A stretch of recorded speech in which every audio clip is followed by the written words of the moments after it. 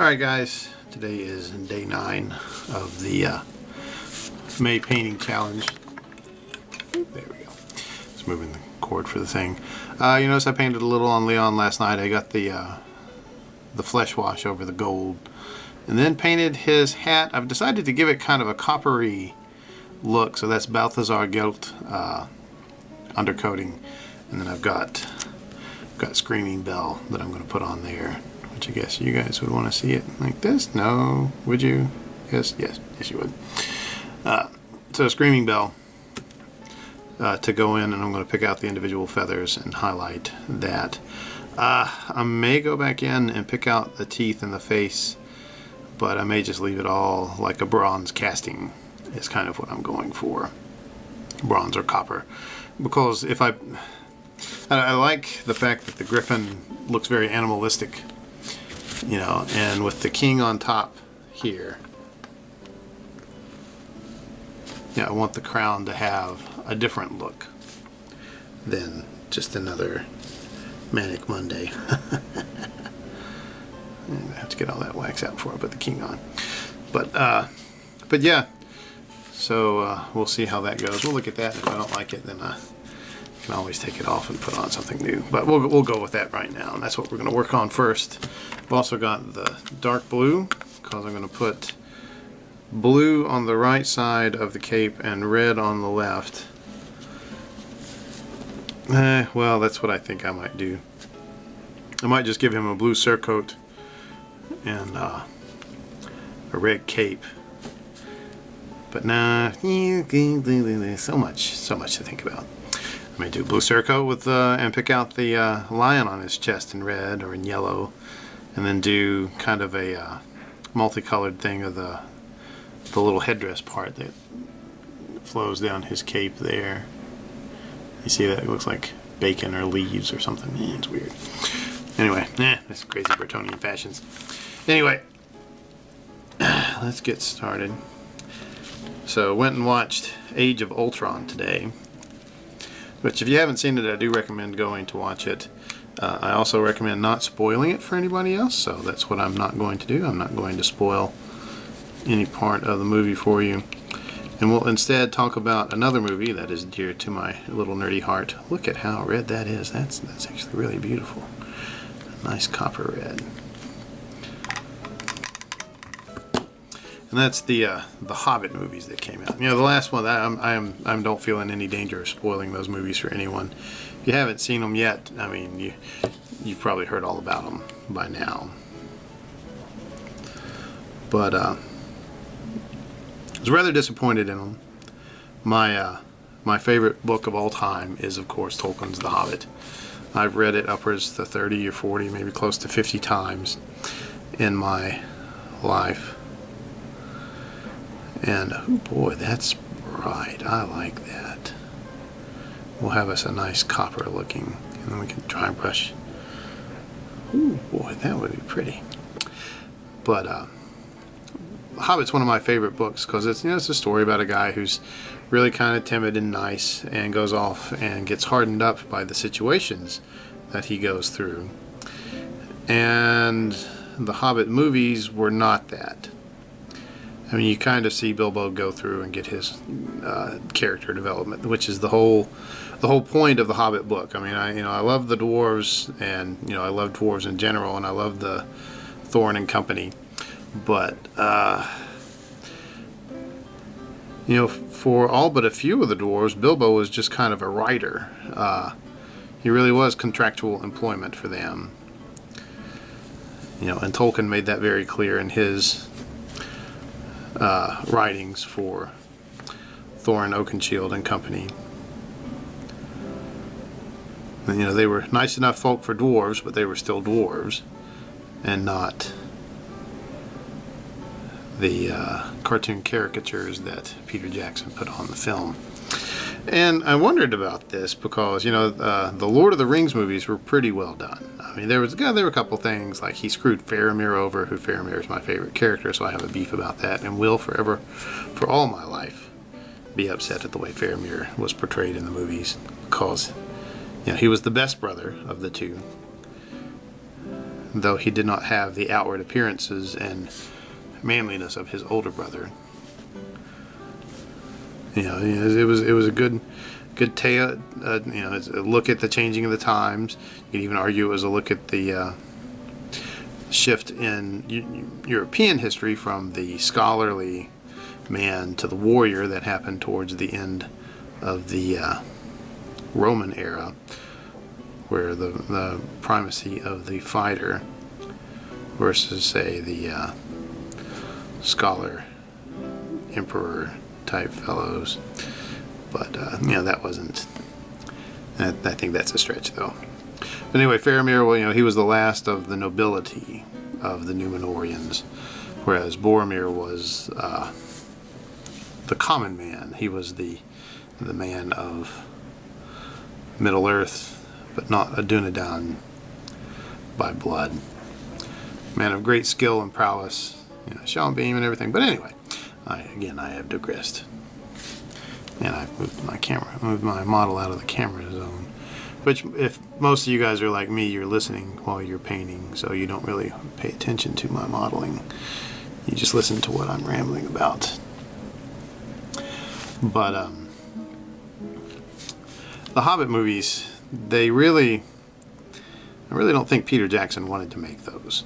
I think he put a whole bunch of effort into the Lord of the Rings movies, and like I said, he did a very good job with them. And they went through a couple directors for The Hobbit, and you know, none of them worked out. Like Del Toro, the guy who did Pan's Labyrinth and Pacific Rim, was one of the directors for a little while, and a couple other, I think, were at least looked at until Peter Jackson was chosen. And boy, that's a nice red copper. Happy little copper wings, little rods, happy little trees. There are no mistakes in art. There are only happy discoveries. But, you know, I think he looked at The Hobbit as a way to showcase Weta Workshop's ability to CGI and to kind of promote himself. So, and he made a butt ton of money from it too, because everybody went to see the Hobbit movies. And I really think the saddest part of my dislike of the Hobbit movies was that Martin Freeman did such a very good job of being Bilbo.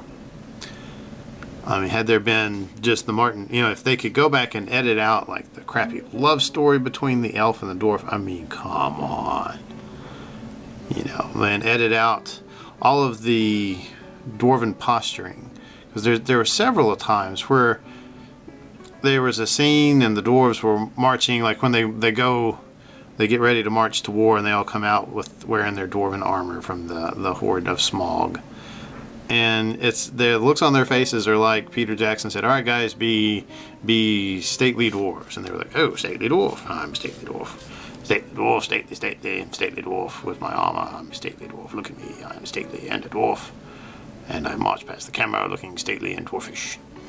And it was, you know, it wasn't convincing. It was like people were acting instead of like the movie was believable. And, you know, Martin Freeman did a good job. I really think they boffed it with The Ring. Especially where, you know, Bilbo is not invisible the entire time he talks to Smaug. But yeah, spoiler alert there. And that to me is like, no, the dragon would eat him. Had the dragon actually sensed the ring, he would have doubly eaten him because, you know, ring of power. I mean, could you imagine Smaug in possession of the One Ring? What that would have been like. But, yeah, I don't know, that looks really good. Let's make sure I haven't missed any spots for this. I'll have to come back and go back over the crown. But excuse me. But yeah, look at that. Can you see it? That's a nice little copper tone. Bum, bum, bum. That's the copper top. But yeah, so my biggest hope is that they will remake The Hobbit in a future time. Make it at most 2 movies. I mean, it could really be done in one. I mean, shoot, the Rankin Bass version from the 70s was, in my opinion, a better representation of Tolkien's work than Peter Jackson's. But then again, I didn't make $1 billion off of a movie that I made, nor will I ever make $1 billion off a movie that I make. You know, if I'm lucky, I may get a book published and sell the movie rights to somebody for about $50,000, and then never have them publish it because, like, hey, well, you know, we thought we might do something with it, but no, we didn't really. It's like, but yeah. So, well, there's the King's copper crown, which actually it looks pretty nice, and that copper tone will kind of fade a little bit, and I will wash it with probably brown to tone it down, because black would tone it down too much, but a brown will pull out all those nooks and crannies in the crown again. Maybe the flesh tone will just blend in, you won't even be able to see it, but the brown will make it look a deeper copper. So yeah, maybe I'll paint his cloak white. I have a nice white cloak, a red surcoat, pick the lion out in yellow, and then go red and blue on this thing. Yeah, that's what we're going to do. All right, we have decided. And we need the gray to make it a nice cool white.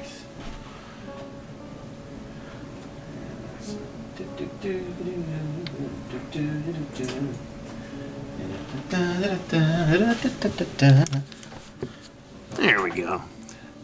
Really need to make sure I get all this out. I may need to go get some. Yeah, I'm gonna have to go get new water. I'll be right back. Alrighty, got me a new water bucket, new water cup, so that way I don't have any residual copper to go onto our cloak. Yeah, I'd really debated about what to make the cloak for a long time, you know, because the box has it kind of checked and surcoated where it's divided in fields of red and blue and quarters. There we go, quartered. And you know, that's really nice, and I really like that effect. I don't think I'm ready to try it. Not when I'm doing like what I consider a very quick painting, which I feel that this is going very quickly. There we go.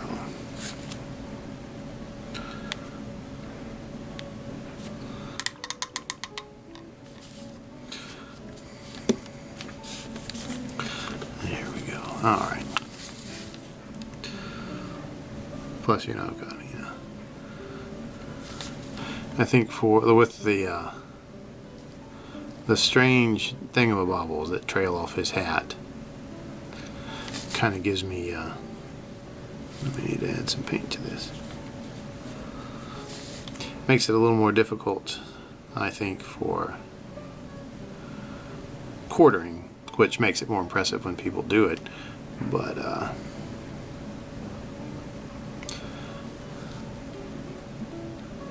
I will not be that guy, I don't feel. Anyway, alright, I keep rambling, so let's ramble a little differently. Let's ramble on to today's question. Yesterday we were to pick a superpower. My superpower, as was Ringo's, was to be able to read and write and understand any and all languages that we run into. As soon as we run into it, you know, we're able to understand it within a matter of moments. And which I think is a wonderful superpower.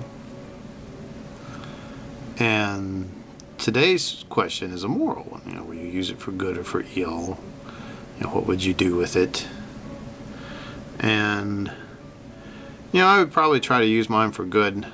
But I mean, as world-shaping power, You know, there are people who are out there that can do several languages to where all the jobs that would be majorly important that would require translation, or things that would require that sort of translation, are already being done. You know, and so what I would do is I would use it for completely and utterly selfish reasons. You know, I would go and get my PhD in medieval history and go and read and translate all the old French and German texts that are out there that have not been translated, have not been categorized, have not been recorded, because one of my undergrad professors was a medieval historian. Well, he liked medieval and he liked military history, and so he and I got along really well. And he also taught classical history. You know, he taught us. I went through his class for ancient Greece and Rome, which were, you know, amazing classes. And the ancient Romans, the ancient Greece, I can literally talk for hours about them, and I will not do that to you tonight. But if you, well, the way he put it is, if you started early enough, you know, like in your teens, and learned Latin and Greek, you could read every ancient source that we have in the world before you died. You know, everything that is written and from the time period of the Romans and Greeks, you could read in your lifetime. Everything, every written thing. For, you know, that's over 1,000 years of history, because though we have a lot of information on that time period, a lot of it is from the same sources or duplicate sources. And you could read them all in their native tongue in a matter of 30, 40, 50, 60 years. Whereas for medieval manuscripts, there are thousands upon thousands of books that were written during the Middle Ages and just haven't been studied. You know, they're in a library someplace. You know, they're somebody has them and they're just, nobody wants to read it. Or there's other things that are interesting. And so medieval scholarship, you know, it's there, but there's still so much that could be done with it. And that was actually one of my goals when I was an undergrad, was to go and be a medieval historian. Then found out I had to be able to read and write, well, at least be able to read German. And of course, lucky me, I had taken Spanish. Be able to read German and French to read these manuscripts, because those were the two languages that most of them were written in. You know, and we're talking like the High Middle Ages, like the 1000, 1200, 1400 time period, up to the Renaissance, post Charlemagne. And you know, I'd taken Spanish, and you know, and I don't regret taking Spanish. It helped me a lot when I worked at the public library. I could translate some vague stuff. I could understand people who spoke Spanish well enough to, you know, get by, to help them find what they were looking for, to direct them to somebody who spoke better Spanish than I did if I couldn't do it. But, you know, for medieval history, it just really didn't kick in very well. Yeah, it's going to take more than one coat, that's for sure. Look at that. Look at all that. But yeah, that would be fun for me. And, you know, and then even go and read, say maybe brush up on Chinese scholarship. You know, I just go and study and read and try to make history a little bit more understandable. So, I mean, that may be good or ill. That may be just neutral. Maybe end up being in the middle of that D&D alignment chart, which I've never been a fan of. But just because I think it's too simplistic, and it takes for granted an absolute scale of good and evil, which, you know, fits well with my world philosophy, but doesn't really fit well when comparing different people's views of absolute good and evil. Pardon me. But anyway, I'm getting on to 19-20 minutes now. Maybe since I've got it to combine two movie clips, I'll add some music into the background or something. Got some nice Andre Segovia, old classical guitarist who's passed now, and just an amazing guitarist, and it makes nice, good background music. And I'm not likely to get sued for putting it on there. I'll still link to the album, I guess. So if you like it, you can go to Amazon and buy it. Which, you know, it's actually a really good album. It's probably like $8 or $9 on Amazon or iTunes if that's your preferred poison.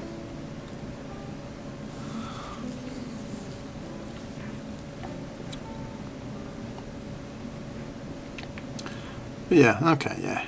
White cloak is very good. I'm tempted to give him white gloves too. Because, you know, King. The König. I keep calling him King Louen, but it's Louen something. I don't know. I don't speak French. In fact, I hold a grudge against the French language because it brought in all those extra letters into English. Any word that doesn't follow the normal English rules for pronunciation, that's French. Thanks, William the Conqueror. Go back to Normandy. Oh, the roast beef of old England and old English roast beef. There you go. Anyway, well, there's the initial coat, and I'll continue going over this till it's nice and smooth, and then mix in a little white, and then start building up the high edges, and then do absolute white on the very tops. Anyway, that's good for now, and so I will give to you your video. And a happy 9th day of May. And hope that you guys have fun. Toodaloo.